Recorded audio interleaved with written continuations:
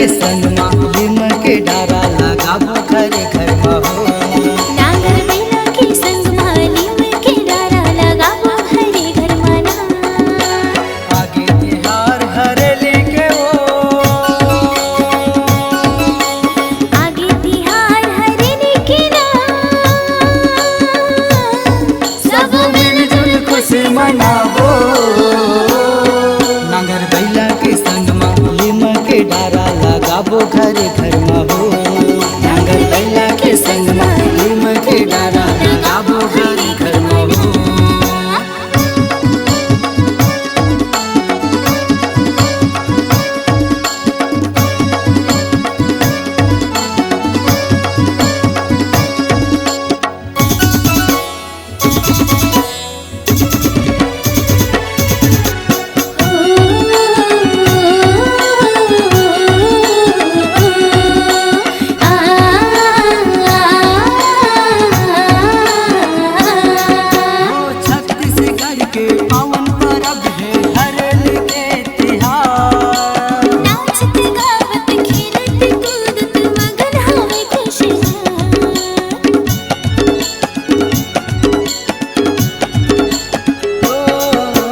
छत्तीसगढ़ के पावन परब है हरेली के तिहार।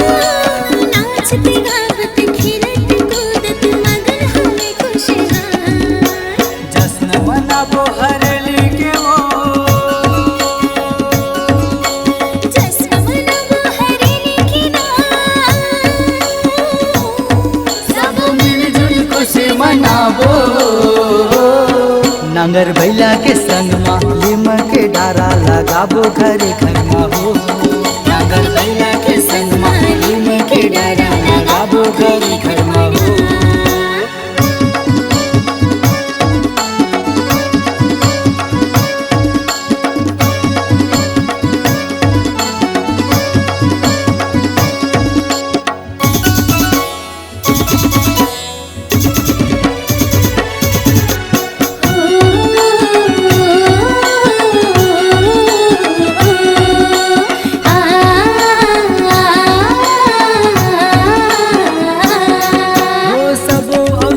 के पूजा ल करके चिल्ला के भोग लगाए। बांस बांस की गेड़ी बना के हरेली के मान बढ़ाए।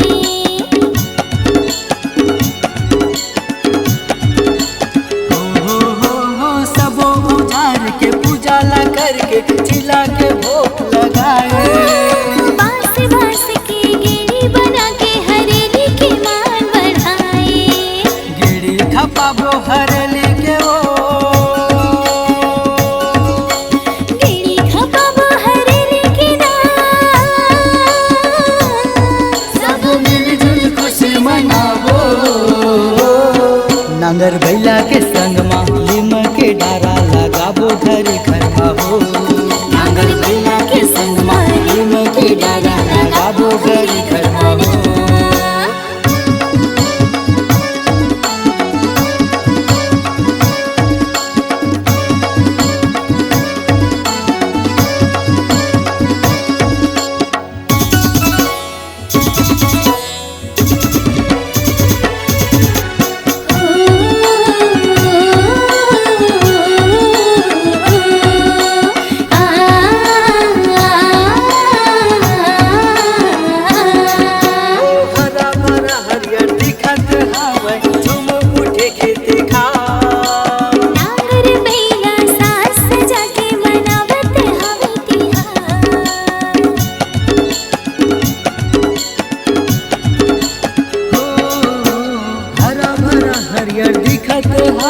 झूम उठे खेते खा।